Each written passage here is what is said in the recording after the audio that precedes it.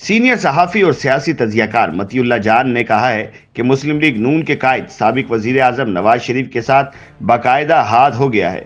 شہباز شریف کی بھی یہ آخری وزارت عظمیٰ ہے جس میں آصف زرداری کا ایوان صدر حاوی ہوگا اور پارلیمنٹ اتنی کمزور کہ جیسے کوئی صدارتی نظام۔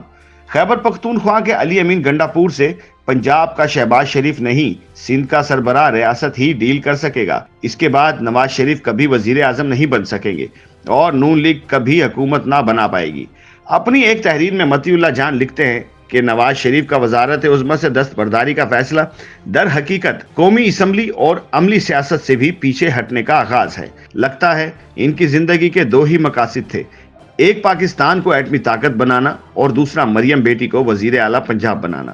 وزارت عظمیٰ برادر شہباز شریف اور اپنا صوبہ پنجاب دختر مریم نواز کے حوالے کر کے میاں جدو جاوے گا تے کسی نو پتہ بھی نہیں لگنا۔ ووٹروں کو جھوٹے لارے لگانے والے ایسے لیڈر کو شاید بہت پہلے ہی چلا جانا چاہیے تھا۔ الیکشن سے پہلے میاں دے نعرے بجانے والے اب بغلے بجاتے نظر آئیں گے۔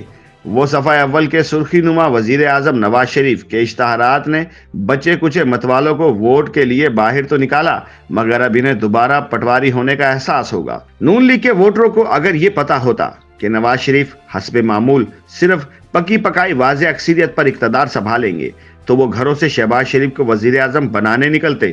کیا نون لیگ پنجاب میں کاف لیگ بننے جا رہی ہے؟ اور کیا مریم نواز پنجاب کے عوام اور یوتھ کو کسی نئی سوچ اور نظریہ کے ساتھ نون لیگ کی جانب کھینچ سکیں گی؟ کیا نواز شریف کا ایسا سیاسی ورثہ ہے جس کی جانب مریم نواز فخر سے اشارہ کر سکیں گی؟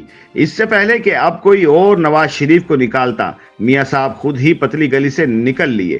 اب ووٹ کے لیے باہر نکالے گئے ووٹروں کا سوال ہوگا کہ میاں صاحب ہمیں کیوں نکالا؟ مطیع اللہ جان کہتے ہیں کہ الیکشن 5 سال بعد ہوتے ہیں یا 5 ماہ بعد، لگتا ہے کہ نواز شریف کو پورے پنجاب کا فارم 45 خواب میں آ کر ڈرا رہا ہے۔ انتخابات کے بعد نواز شریف نے سوچا ہوگا کہ یہ بیچارے جنرل باجوہ اور جنرل فیض نے 2018 میں کون سا کوئی ناقابل معافی گناہ کبیرہ کر دیا ہوگا۔ 9 مئی والا اندر ہے اور لیول پلینگ فیلڈ کے لیے 28 مئی والا 12 پتھر باہر -2 ہو چکا۔ لوگ تو پوچھیں گے نا کہ کیا یہ سب کسی لندن پلان کا حصہ تھا؟ کیا اب کی بار یہی ڈیل تھی اسٹیبلشمنٹ کے ساتھ کہ شیر پنجرے میں جائے گا اور نہ ہی جنگل میں بادشاہت کے لیے چھوڑا جائے گا؟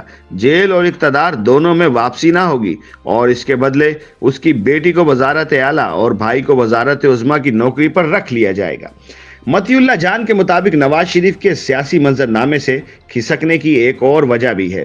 نواز شریف کے 2 انتخابی حلقوں میں نتائج ایسے مرتب کیے گئے کہ وہ ان کے گلے کی ہڈی بن گئے۔ اب ایسے نتائج کی بنیاد پر کوئی وزیر اعظم بنے اور عدالت اس کی انتخابی جیت کال عدم کر دے تو اس کی جماعت کا کیا بنے گا؟ ویسے بھی عمران خان کو اندر کرنے والی عدالتیں تو دباؤ میں فیصلے نہیں کرتی نا۔ ایسے انتخابی نتائج کے ذریعے نواز شریف کے ساتھ شاید وہ ہاتھ کیا گیا ہے کہ جو وہ کسی کو بتانے کے قابل نہیں ہے۔ بالکل ویسے ہی جیسے ایک ریٹائرڈ کرنل کو ایک پراپرٹی ٹائکون کے دفتر میں بلا کر اس کے سامنے نوٹوں کی گڈیاں رکھ دی اور خفیہ ویڈیو بنانے کے بعد وہ پیسے بھی واپس لے لیے اور اسے دھکے دے کر باہر نکال دیا۔ لوگوں کو بتایا کہ اس نے مقدمے واپس لینے کے لیے رقم وصول کی تھی۔ نواز شریف کی بھی واپسی ہوئی، سزائیں ختم ہوئی، الیکشن بھی لڑے اور بظاہر جیت بھی گئے۔ اگر نواز شریف وزیر اعظم بن جاتے تو ہم جیسے کہتے کہ جمہوریت بہترین انتقام ہے اور اسٹیبلشمنٹ اور اس کے مہرے پاناما ججوں کو عوام نے آئینہ دکھا دیا ہے، مگر عوام کو بظاہر جو دکھا دیا گیا ہے بہتر ہوتا میاں نواز شریف ایک دھواں دار تقریر کر کے اقتدار کی دوڑ سے دستبردار ہوتے، یوں خاموشی سے ایک ملزم یا مجرم کی طرح نہیں۔ آخر میں مطیع اللہ جان کہتے ہیں کہ نواز شریف ہمیشہ سے ایک باپ ہی تھے، قومی لیڈر نہیں، اس لیے اس سے بہت کم ہی پر راضی ہو گئے، اس شرط پر کہ جس طرح میری بیٹی کو میری آنکھوں کے سامنے ہتھکڑی لگائی گئی تھی اسی طرح میری آنکھوں کے سامنے اس سے پنجاب کی پہلی خاتون وزیر اعلیٰ کا حلف بھی لیا جائے۔ ایک باپ اپنی بیٹی کی خوشیوں کے لیے کتنے خواب دیکھتا ہے، مگر ایسے لیڈر کی قوم جن ڈراؤنے خوابوں کے گھیرے میں ہوتی ہے اس کا اندازہ ایک ڈیلر کیسے کر سکتا ہے؟